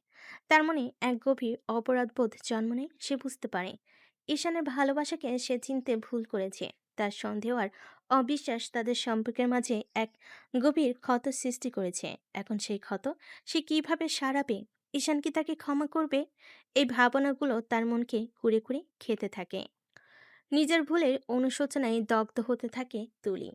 আমি এখন কোন মুখে ওর কাছে ক্ষমা চাইবো? ও কি আমাকে ক্ষমা করবে? এই ভাবনা তার মনকে কুড়ে কুড়ে খায়। কাঁদতে কাঁদতে একসময় ক্লান্তিতে তার চোখ ঘুমে ঢলে পড়ে। অন্যদিকে বাড়ির ছাদে একাকী বসে থাকে ঈশান। রাতের নীরবতা তার ভেতরে কষ্টকে আরো বাড়িয়ে তোলে। তার চোখে ঘুম নেই, শুধু এক গভীর বেদনা জমাট বেঁধে আছে। আকাশের দিকে তাকিয়ে সে আপন মনে বিড়বিড় করে। তুলির মনে কি সত্যি আমার জন্য শুধু ঘৃণা আর অবিশ্বাস আছে? হ্যাঁ, তাই তো। এমন কি করেছিলাম আমি, তুলি, যে তুমি আমার গায়ে হাত তুলতে পারলে? ব্যথা আমার শরীরে হচ্ছে না, ব্যথাটা হচ্ছে মনে। আমার ভালোবাসা কি এতটাই মূল্যহীন তোমার কাছে? আমি তো শুধু চেয়েছিলাম তুমি আমাকে একটু বুঝতে চেষ্টা করো। আমার অনুভূতিগুলো কি এতই মিথ্যে ছিল? আমি তো তোমাকে জোর করতে চাইনি কখনো। শুধু চেয়েছিলাম তুমি আমার ভালোবাসার গভীরতা অনুভব করো। কিন্তু তুমি সবসময় আমাকে ভুল বুঝলে। আমার সব চেষ্টা ব্যর্থ হলো। এখন কি আর কোনো আশা নেই? আমাদের সম্পর্কের কি এখানেই শেষ? ঈশানের চোখ অশ্রুসজল হয়ে ওঠে। রাতের ঠান্ডা বাতাস তার ভেতরের হাহাকারকে আরো বাড়িয়ে তোলে। আমি কি এতটাই খারাপ যে তোমার এত ঘৃণা অর্জন করলাম? আমি তো শুধু তোমাকে ভালোবাসতে চেয়েছিলাম। ঈশান আনমনে নিজের পার্সোনাল ফোনের স্ক্রিনে তার গাল দেখে শারীরিক ব্যথা চেয়ে তার মনে ক্ষত অনেক গভীর। হয়তো আমার ভালোবাসার পথটা ভুল ছিল। কিন্তু আমার ভালোবাসা তো সত্যি ছিল তুলি। তুমি কি কখনো সেটা বুঝবে না? ঈশান হতাশায় মাথা নিচু করে। চাঁদের আলোয় তার বিষণ্ণ মুখ আরো করুণ দেখায়। ঈশানের নীরব কষ্ট কি তুলির হৃদয় স্পর্শ করবে, নাকি তাদের ভুল বোঝাবুঝি মেঘ আরো ঘনীভূত হবে? জানতে হলে গল্পের সাথেই থাকুন। পরের দিন তুলির ঘুম ভাঙলে পাশে ঈশান নেই। বুকটা স্যাঁত করে ওঠে তার। ফ্রেশ হয়ে নিচে গিয়ে দেখে ঈশান ডাইনিং টেবিলে বসে নাস্তা করছে। তুলির দিকে একবার চোখ পড়লেও সঙ্গে সঙ্গে ফিরিয়ে নেয় সে। তুলির বুকের ভেতরটা ধক করে ওঠে। অন্যদিন ঈশান তাকে দেখলে হেসে কথা বলতো, আর আজ এমন উপেক্ষা। ঈশান মা ঈশানের মা তুলিকে বসতে বলে সে নীরবে গিয়ে বসে খাবার খাচ্ছিল। তার মনে অনুশোচনার ঝড় বইছিল। ঠিক তখনই দরজার কলিং বেলের শব্দ। কাজের মহিলা গিয়ে দরজা খুলে দেয়। আর বাড়িতে ঢোকে ঈশিকা। ঈশিকাকে দেখে ঈশান চেয়ার ছেড়ে উঠে দাঁড়ায়। ঈশিকাও ছুটে এসে ঈশানের বুকে ঝাঁপিয়ে পড়ে। দুজন দুজনকে জড়িয়ে ধরে। তুলি অবাক হয়ে তাকিয়ে থাকে। তোকে না অনেক মিস করেছি। আর বিয়ে করে তো তুই আমাকে একদম ভুলে গেলি, একটাও ফোন করিসনি। আমিও তোকে অনেক মিস করেছি। আর আগে বল, তুই বিয়েতে আসিসনি কেন? কত করে বললাম। আরে বাবা, তোর তো পুনর্জন্ম হয়েছে। ভার্সিটির ওই কোর্সটা 3 তারিখে শেষ হলো, আর আজকে 5 তারিখ। আমি একেবারেই তোর সামনে সারপ্রাইজ। তোকে তো আমি বারণ করেছিলাম। ওইটার কোনো দরকার নেই। বিনা কারণে এক্সট্রা খাটুনি। আচ্ছা বাদ দে ওসব। তখন ঈশানের বাবা মা এগিয়ে আসেন ঈশিকার দিকে। ঈশানের মা ঈশিকাকে জড়িয়ে ধরেন। কেমন আছিস মা আমার? কতদিন পর দেখলাম তোকে। হ্যাঁ বড় আম্মু, অনেক ভালো আছি। তুমি কেমন আছো? আর বড় আপু কোথায়? আমাকে তো সবাই ভুলে গেছে। কেউ আর একটাও খবর নেয় না। ঈশিকা দৌড়ে গিয়ে ঈশানের বাবাকে জড়িয়ে ধরে। আরে বড় আপু, কে বলেছে আপনাকে ভুলে গেছি? আপনি তো আমাদের যান। হ্যাঁ, হ্যাঁ, খুব জানিস। একদিনও তো একটা কল করলি না। বড় আপু, বিশ্বাস না হলে ঈশানকে জিজ্ঞেস করো। ও জানে আমি কি পরিমাণ চাপে ছিলাম ওই কোর্সটা নিয়ে। দম ফেলার সময় পাইনি। আচ্ছা ওইসব বাদ দে, তুই তো নাস্তা করিসনি নিশ্চয়ই, বস একসাথেই খাই। না বড় আম্মু, আমি বাড়ি থেকে নাস্তা করে এসেছি। আচ্ছা, আমার ভাবি কোথায়? কই দেখি আমার লক্ষ্মী ভাবিকে। ঈশানের মা তখন ঈশিকাকে তুলির দিকে দেখিয়ে দিয়ে বলে। এই যে ও হচ্ছে তুলি, তোর ভাবি। আর তুলি ও হচ্ছে ঈশিকা, ঈশানের চাচাতো বোন। ছোটবেলা থেকে একসাথে বড় হয়েছে ওরা। কেমন আছো ভাবি? বাহ, তুমি তো দারুণ সুন্দরী। ঈশানে পছন্দ আছে বলতে হবে। হ্যাঁ, আলহামদুলিল্লাহ। আপনি কেমন আছেন? আমি তো একদম ফাটাফাটি। তুই এখন তোর রুমে গিয়ে ফ্রেশ হয়ে আয়। নিশ্চয়ই জার্নি করে এসে টায়ার্ড। তারপর আমরা মন খুলে গল্প করব। হ্যাঁ ঈশিকা, তুই তোর রুমে গিয়ে ফ্রেশ হয়ে একটু রেস্ট কর যা। ওনার রুম মানে? এই বাড়িতে ঈশিকার আলাদা একটা রুম রয়েছে, তেমনি ঈশিকার বাড়িতেও ঈশানের জন্য একটা রুম আছে। ছোটবেলা থেকে একসাথে থাকে তো, তাই দুই বাড়িতে দুজনের আলাদা রুম আছে। ঈশান তখন ঈশিকার ব্যাগটা তুলে নিয়ে ঈশিকার রুমের দিকে যায়। ঈশিকাও তার পিছু পিছু চলে যায়। তুই অবাক হয়ে তাকিয়ে থাকে তাদের দিকে। এই মেয়েটিকে, আর ঈশানের সাথে তার এত গভীর সম্পর্ক কেন? তার মনে আবারও সন্দেহের মেঘ জমা হতে শুরু করে। ঈশান ও ঈশিকা তাদের নিজেদের মতো করে কথা বলার জন্য চলে গেল। ঈশানের মা দীর্ঘশ্বাস ফেলে বলেন। এই দুটো আবার এক হয়েছে, এবার পুরো বাড়ি মাথায় করে নেবে দেখিস। একদম ঠিক বলেছ। এই কয়েকদিনে মনে হয় রাতের ঘুম হারাম হয়ে যাবে। তা দুজনেই হেসে ওঠেন। তুলি কৌতূহল নিয়ে জিজ্ঞেস করে। কিন্তু কেন বাবা? আর বলো না, ঈশান আর ঈশিকা যখন একসাথে হয় তখন পুরো বাড়ি মাথায় তুলে ছাড়ে। ছোটবেলা থেকে ওদের কীর্তি লেগেই আছে। কাজিন হলেও তাদের মধ্যে মনে হয় বেশ ভালো একটা সম্পর্ক রয়েছে, তাই না? আরে, শুধু ভালো সম্পর্ক নয়, অনেক ভালো সম্পর্ক। আসলে ওরা ছোটবেলা থেকেই একসাথে বড় হয়েছে, একসাথেই খেলাধুলা, একই সাথে স্কুলে যাওয়া, যেন দুটো শরীর, এক প্রাণ। বিশেষ কথা তো হচ্ছে এদের দুজনের জন্ম একই দিনে হয়েছে, একই সময় হয়েছে। বাহ বাহ, একই দিনে একই সময়ে, তাহলে তো বোঝাই যাচ্ছে কতটা গভীর সম্পর্ক। কিন্তু এত ভালো সম্পর্ক, তারপরেও উনি বিয়েতে আসলেন না কেন? সে বলবো যে শুনলে তো, ওর ভার্সিটিতে ছুটি পায়নি, তাই আসতে পারেনি।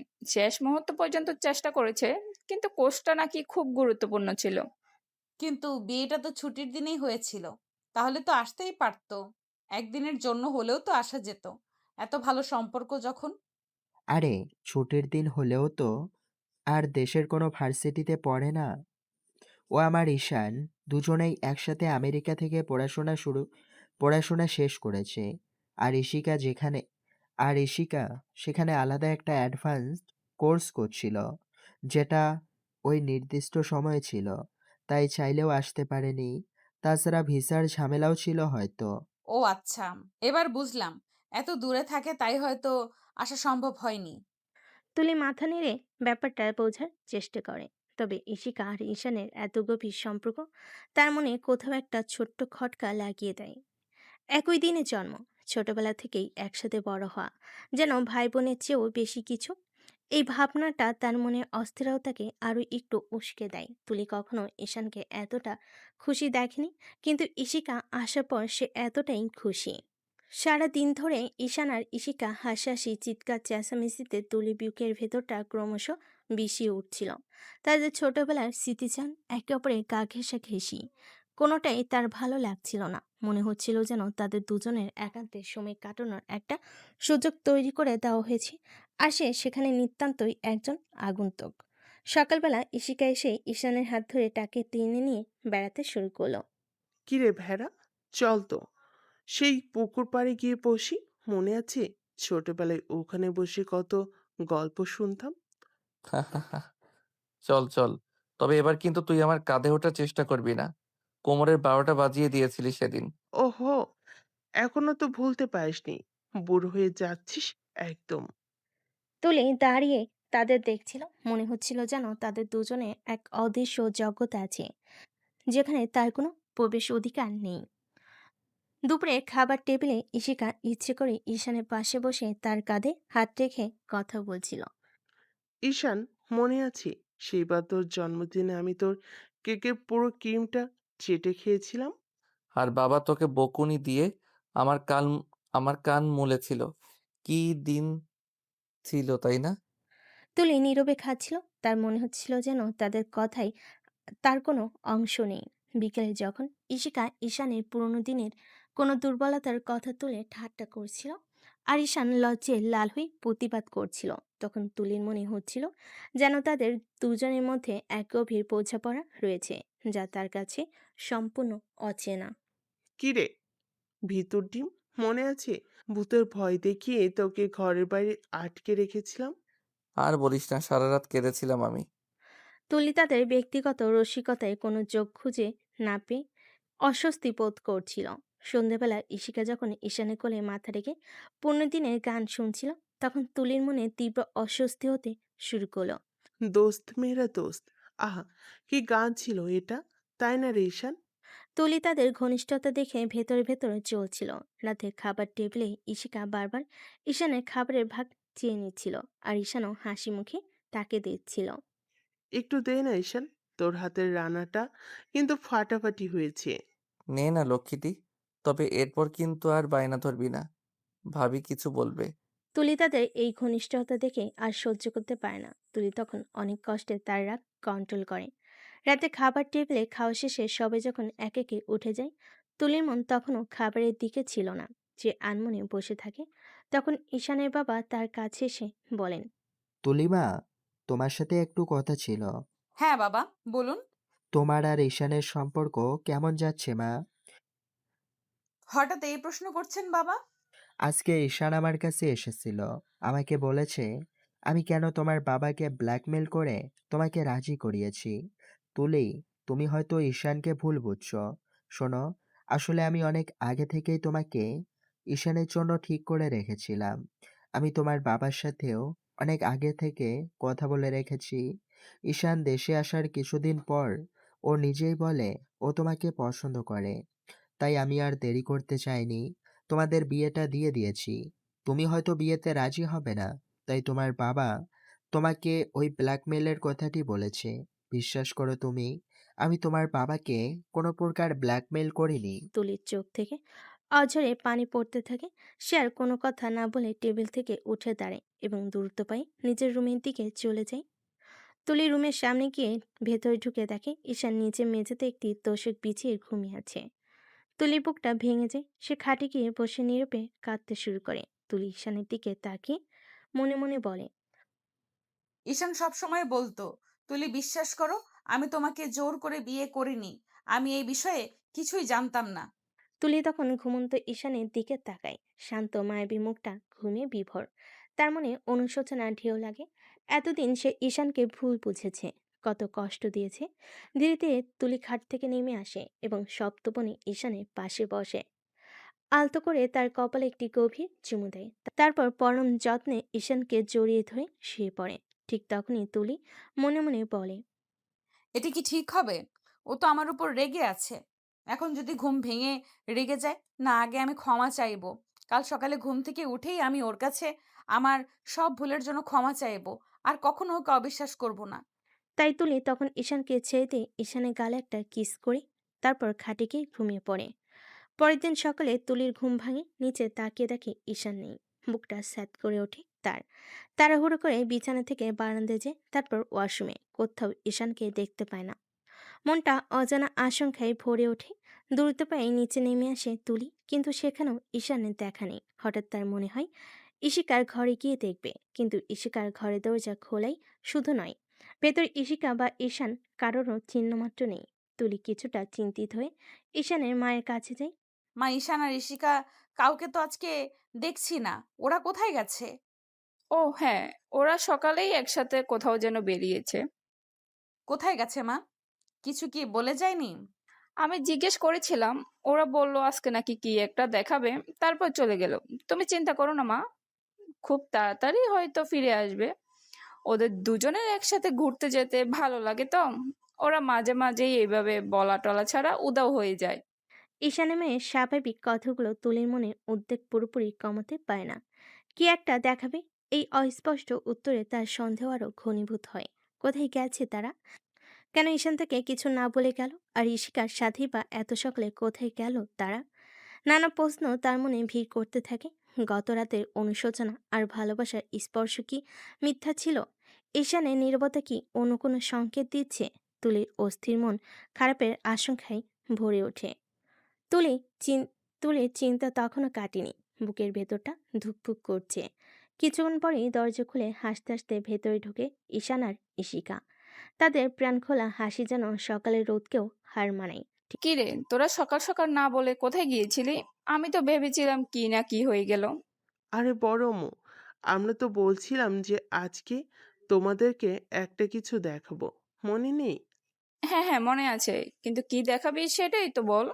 ঠিক তখনই ঈশানের বাবা ঘরে আসেন। কি ব্যাপার? এত হাসাহাসি কিসের? আর কি দেখানোর কথা হচ্ছে এখানে? আরে বাবা, সকাল থেকে বলছিস কি একটা দেখাবে, কিন্তু এখনো পর্যন্ত মুখ খুলছে না। কিরে ঈশান আর ঈশিকা, কি দেখাবি বল তো এবার? আমারও তো জানতে ইচ্ছে করছে। আরে বড়ব্বু, একটু ওয়েট করো না। সবুর কোলে মেয়ে ফলে। কেন, সারপ্রাইজ নাকি? তোদের দুজনের প্ল্যানিং মনে হচ্ছে। ঈশান আর ঈশিকা দুজনেই একসাথে মাথা নেড়ে হ্যাঁ জানায়। তুলি অবাক হয়ে তাদের দিকে তাকিয়ে থাকে। কেমন সারপ্রাইজ তারা দিতে চলেছে, আর কেন তাকে কিছুই জানানো হয়নি? তার মনে চাপা অস্বস্তিও যেন আরেকটু বাড়ে। বাড়ির সকলের মনে তখন একটাই প্রশ্ন ঘুরপাক খাচ্ছে, কেমন দেখাবে ওরা? কিছুক্ষণ পর বাড়ির গেট দিয়ে একটা পিকআপ প্রবেশ করে। কিছু লোক ধরে ধরে একটা কাছের আলমারি বাড়ির ভেতর নিয়ে আসে এবং সেটা ড্রয়িং রুমের এক কোণে সুন্দরভাবে দাঁড় করিয়ে রাখে। কিরে, কিছুই তো বুঝলাম না। এটা আলমারি কেন? আরে বড় বউ, আর একটু ধৈর্য ধরো না। ঠিক তখনই সেই লোকগুলো আরো 3টি বড় বড় বাক্স নিয়ে বাড়ির ভেতর ঢোকে। বাক্সগুলো আলমারির সামনে রাখা হয় এবং লোকগুলো চলে যায়। এবার কিন্তু অপেক্ষার পালা শেষ। হ্যাঁ মা, তাড়াতাড়ি দেখা তো কি এমন জিনিস। ইশকা একে একে 3টি বক্সের মুখ খুলে দেয়, আর যা বেরোয় তা দেখে বাড়ির সকলের চোখ কপালে ওঠার জোগায়। বাক্সগুলোতে থরথরে সাবান সাজানো বিভিন্ন পুরস্কার, ক্রেস্ট, ট্রফি, সার্টিফিকেট। আর একটা বক্সে শুধু ঈশানের সব পুরস্কার, আরেকটাতে শুধু ইশিকার, আর অন্যটাতে ঈশান ও ইশিকার একসাথে পাওয়া সমস্ত পুরস্কার। এত দামি আর এত এত বড় পুরস্কার দেখে তুলিসহ বাড়ির সকলের চোখ ছানা বড় হয়ে যায়। কিরে, এগুলো সব কি তোদের? এত পুরস্কার? নিজেরাই দেখে নাও না, এগুলো কার? এই এক বক্সে আমার যত অর্জন, এই এক বক্সে শুধু ইশিকার, আর এটাতে আমাদের দুজনের একসাথে পাওয়া সবগুলো। বাহ, আমার তো বিশ্বাসই হচ্ছে না। এবার বুঝলাম কয়েকদিন পর পরই তোদের কি এমন পরীক্ষা থাকতো, আর কেন তোরা সারাক্ষণ আমেরিকায় এত ব্যস্ত থাকতি। ইশিকা তখন এক এক করে ক্রেস্ট, ট্রফি আর সার্টিফিকেটগুলো আলমারিতে সাজাতে শুরু করে। এই আলমারিটা তাহলে এগুলো সাজানোর জন্যই এনেছিস? হ্যাঁ মা, একটা সারিতে থাকবে আমার পুরস্কারগুলো, আরেকটাতে ইশিকার সব অর্জন, আর একদম নিচের সারিতে থাকবে আমাদের দুজনের একসাথে পাওয়া পুরস্কারগুলো। ঈশানের বাবা ঈশানও ইশিকার একসাথে পাওয়া পুরস্কারগুলোর দিকে তাকিয়ে কৌতূহলী হয়ে ওঠেন। একটিতে লেখা বেস্ট কাপল ডান্সার, আরেকটিতে বেস্ট ডুয়ে ডুয়ে আর আরেকটিতে বেস্ট পেয়ার। তোরা নাচ শিখলি কবে? আমি তো জানতাম না। আরে বড় বউ, আমরা ওখানে গিয়ে সব শিখেছি। কত কম্পিটিশনে যে একসাথে নেচেছি। ইশিকা একটা চকচকে ক্রেস্ট হাতে নেয়, সেটিতে বড় করে লেখা কাপল অব দ্য ক্যাম্পাস। আমাদের একসাথে পাওয়া সেরা পুরস্কারই হচ্ছে এটা। শুধু আমাদের ক্যাম্পাস নয়, পুরো ভার্সিটির সকল সেকশনের মধ্যে আমরা এটা পেয়েছি। ঈশানের বাবা মা বিস্ময়ে আপ্লুত হয়ে ঈশান ও ইশিকার দিকে তাকিয়ে হাসি মুখে মাথা নাড়েন। এতক্ষণ তাদের ছেলে আর তার বোনের মধ্যে লুকানো ছিল, তারা ধারণাও করতে পারেনি। তবে তুলির মুখের দিকে তাকালে অন্য ছবি ধরা পড়ে। এতক্ষণ সে নীরবে সব দেখছিল। ঈশান ঈশান আর ইশিকার এতগুলো একসাথে পাওয়া পুরস্কার, বিশেষ করে বেস্ট টুও আর কাপল অব দ্য ক্যাম্পাস, এই শব্দগুলো তার মনে যেন কাটার মতো বিদ্ধে থাকে। তাদের দুজনের বোঝাপড়া, তাদের সাফল্য, সবকিছুই তুলির মনে এক নতুন ধরনের সন্দেহ আর নিরাপত্তাহীন জাগিয়ে তোলে। ঈশানের জীবনে তার স্থান ঠিক কোথায়, এই প্রশ্নটা তার মনে আরো জোরালো হয়ে ওঠে। দুপুরে খাবার পর তুলি ভাবে এর সুযোগে ঈশানের সাথে গতকালের আচরণের জন্য ক্ষমা চেয়ে নেবে। মন স্থির করে সে ঈশানের কাছে যেতে উদ্যত হয়, কিন্তু ঈশান যেন তাকে দেখে অন্যদিকে মুখ ঘুরিয়ে নেয়, অথবা কোনো না কোনো কাজের অজুহাতে সেখান থেকে সরে যায়। একবার তুলি ডাকতে গিয়েও থেমে যায়। ঈশানে উদাসীনতা তার বুকে ধাক্কা দেয়। তুলি মনে মনে বলে, ও কি এখনো আমার উপর রাগ করে আছে? হয়তো গতকাল আমি বেশি বাড়াবাড়ি করে ফেলেছি। ঈশান যেন তুলির আশেপাশেও ঘেঁষতে চাইছে না। সে ইশিকার সাথে কথা বলছে, নয়তো বাড়ির অন্য কোনো কাজে নিজেকে ব্যস্ত রাখছে। তুলি কয়েকবার চেষ্টা করেও তার মনোযোগ আকর্ষণ করতে ব্যর্থ হয়। প্রতিবার ঈশানের এই এড়িয়ে যাওয়া তুলির মনে গভীর কষ্ট দেয়। তার অনুশোচনা আরও বাড়ে। তুলি মনে মনে বলে, না, এইভাবে এড়িয়ে গেলে তো আর হবে না। আমার ভুল, আমি বুঝতে পেরেছি। আজ যে করেই হোক আমি ওর কাছে ক্ষমা চেয়েই ছাড়বো। আর দেরি করা ঠিক হবে না। তুলি নিজেকে স্থির করে নিয়ে ঈশানের জন্য অপেক্ষা করতে থাকে। সে জানে একটা সময় আসবে যখন তাদের দুজনকে মুখোমুখি হতে হবে। সে মুহূর্তের জন্য সে নিজেকে প্রস্তুত করে। মনে মনে সাজাতে থাকে তার ক্ষমা চাওয়ার কথাগুলো। তার একটাই আশা, ঈশান যেন তার অনুতাপ বুঝতে পারে এবং তাকে ক্ষমা করে দেয়। সেদিন রাতে ডিনারের পর যখন বাড়ির সবাই যে যার ঘরে চলে যায়, ঈশান বরাবরের মতো তাদের শোবার ঘরে এসে নিচে মেঝেতে শুয়ে পড়ে। কিছুক্ষণ পর তুলি ঘরে ঢোকে। ঈশানকে নিচে শুয়ে থাকতে দেখে তার বুকটা ধক করে ওঠে। এগিয়ে গিয়ে ঈশানকে ডাকে। ঈশান, তোমার সাথে কিছু কথা ছিল। ঈশান কোনো উত্তর দেয় না, ঘুমিয়ে ভান করে চুপচাপ শুয়ে থাকে। তুলি আবার বলে। প্লিজ ঈশান, আমাকে ইগনোর করো না। জাস্ট অল্প কিছুক্ষণ তোমার সাথে কথা বলবো।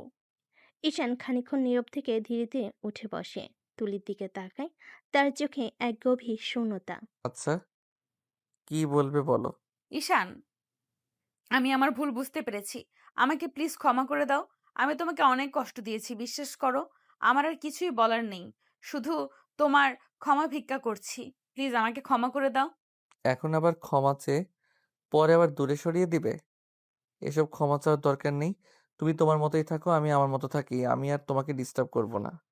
প্লিজ ঈশান, এমন করে বলো না। আমার ভুল হয়েছে, আমি বুঝতে পারিনি। আমাকে আর দূরে সরিয়ে দিও না প্লিজ। তুমি তো আমাকে বিশ্বাসই করো না। আর বিশ্বাস ছাড়া কখনো ভালোবাসা হয় না।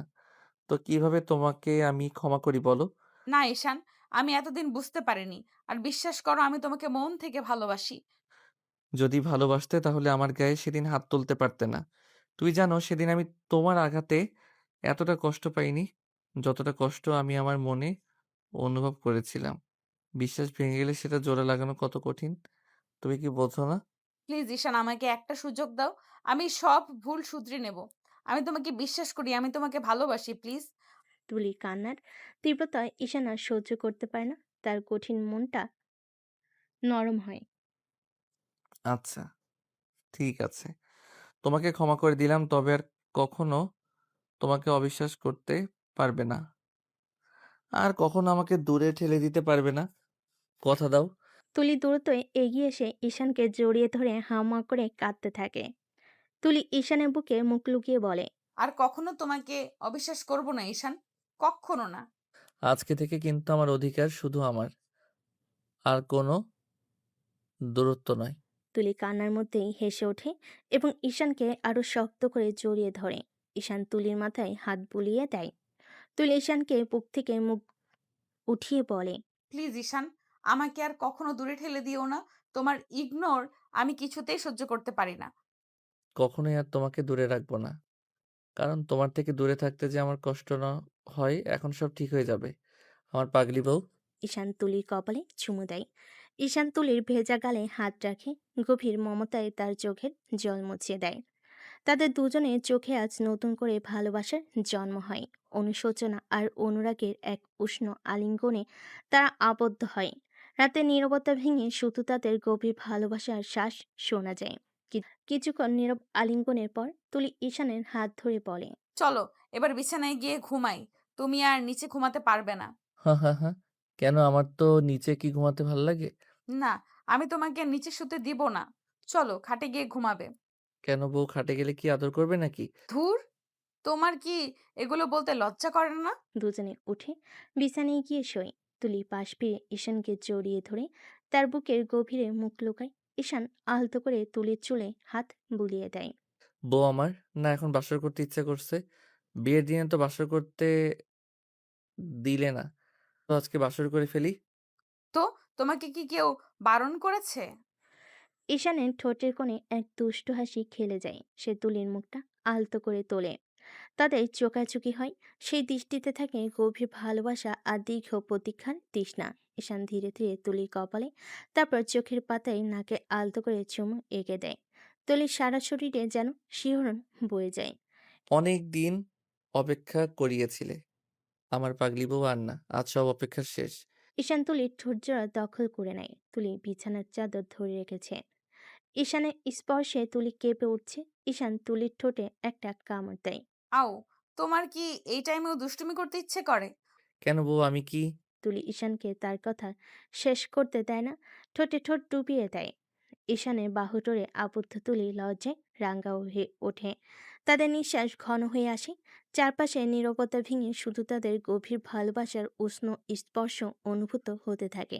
দীর্ঘ বিরহের পর দুটি মন আজ অবশেষে একাকার হওয়ার পথে এগিয়ে যায়।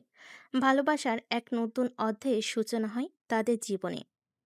পরের দিন সকালে আলো যখন ধীরে ধীরে তাদের ঘরে প্রবেশ করলো, তখন ঈশান আর তুলি একে অপরের বাহুর ডোরে আবদ্ধ। রাতের গভীর ভালোবাসার পর দুজনের মুখে এক স্নিগ্ধ শান্তির আভা। তুলি ঘুম ভাঙে ঈশানের উষ্ণ নিঃশ্বাসে। আলতো করে চোখ খুলে দেখে ঈশান গভীর ঘুমে আচ্ছন্ন। তার ঠোঁটের কোণে হালকা হাসি রেখা। অবশেষে সব ঠিক হয়ে গেল। আমার ঈশান আমার পাশেই আছে। তুলি বুকের উপর তুলি ঈশানের মুখের উপর থেকে তার উড়ন্ত চুল সরিয়ে দেয়। তার মনে গতকালের সব তিক্ততা ধুয়ে মুয়ে গে তার মনে গতকালের সব তিক্ততা ধুয়ে মুছে গেছে। এখন শুধুই এক গভীর ভালোবাসা আর কৃতজ্ঞতা। সে আলতো করে ঈশানের গালে হাত রাখে। ঈশানের ঘুমের ঘর ভাঙে তুলির স্পর্শে। চোখ খুলে দেখে তার ভালোবাসার মুখ। গুড মর্নিং বউ। এত সকালে ঘুম ভেঙে গেল নাকি আমার রূপ দেখে আর তর সইছে না? গুড মর্নিং, তুমি ঘুমাও। এত কথা বলো কেন? আর ঘুমাবো না। আমার সকাল তো শুরুই হয় তোমাকে দেখে। কাল রাতের সব যেন একটা মিষ্টি স্বপ্ন ছিল। বিশ্বাস হচ্ছে না তুমি আমার এত কাছে। স্বপ্ন নয়, সত্যি। আর কখনো তোমাকে ছেড়ে যাব না। আর কখনো যেও না। তুমি আমার জীবন, আমার হৃদয়ের সবটুকু জুড়ে শুধু তুমি। ঈশান তুলিকে আরো কাছে টেনে নেয়। তাদের চোখে আজ নতুন দিনের আলো, নতুন করে ভালোবাসার অঙ্গীকার। নীরবতা ভেঙে শুধু তাদের গভীর ভালোবাসার উষ্ণ শ্বাস শোনা যায়। বাইরের পাখির কলতান যেন তাদের ভালোবাসার গান গাইছে। দীর্ঘ প্রতীক্ষার পর তাদের সকাল হলো ভালোবাসার রঙে রাঙ্গানো। ঈশান তুলির কানে কাছে বলে, জানো তো, এখন মনে হচ্ছে আমাদের বাসর রাতটা কালকেই হওয়া উচিত ছিল। উফ, তুমিও না। এগুলো না বলে ঘুমাও। না, আমার তো আর ঘুমাতে ইচ্ছে করছে না। তাহলে কি ইচ্ছে করছে? আমার তো এখন আবার বাসর করতে ইচ্ছে করছে। তুমি চুপ করবে? আমার বুঝি লজ্জা করে না? কেন, আমার কি একটু অধিকার নেই আমার বউকে ভালোবাসার? অধিকার তো অবশ্যই আছে। ঈশান আলতো করে তুলির ঠোঁটে তার ঠোঁট স্পর্শ করে। তাদের প্রথম সকাল শুরু হয় গভীর ভালোবাসার এক মিষ্টি আলিঙ্গনে। অবশেষে ভালোবাসার জয় হলো ঈশান আর তুলির জীবনে। ভুল বোঝাবুঝি আধার পেরিয়ে তারা খুঁজে পেল একে অপরের উষ্ণ আলিঙ্গন। বিশ্বাস আর অনুতাপের মেলবন্ধনে রচিত হলো তাদের নতুন পথ চলা। এই গল্প শেখায় ভালোবাসায় ধৈর্য ধরলে এবং বিশ্বাস রাখলে সব বাধাই তুচ্ছ। এমনকি অনিচ্ছাকৃত সম্পর্কেও ভালোবাসায় জন্ম নিতে পারে যদি হৃদয় দিয়ে অনুভব করা যায়। ঈশান আর তুলির নবযাত্রা ভালোবাসার এক উজ্জ্বল দৃষ্টান্ত। এই গল্পের শিক্ষা সম্পর্কে ভুল বোঝাবুঝি আসা স্বাভাবিক, তবে বিশ্বাস ও ক্ষমার মাধ্যমেই তা দূর করা যায়। ভালোবাসার স্পর্শে কঠিন পরিস্থিতিও সুন্দর হয়ে ওঠে। প্রয়োজন শুধু একে অপরের প্রতি শ্রদ্ধাশীল থাকা। তো দর্শক, আজকের গল্পটি থেকে এখানেই বিদায় নিচ্ছি। আর অপেক্ষা করুন পরবর্তী ভালোবাসার গল্পের জন্য। সেই পর্যন্ত ভালো থাকবেন এবং লাইক কমেন্ট শেয়ার করে আমাদের সাথেই থাকুন। আর নতুনরা কিন্তু সাবস্ক্রাইব করতে ভুলবেন না। আল্লাহ হাফেজ।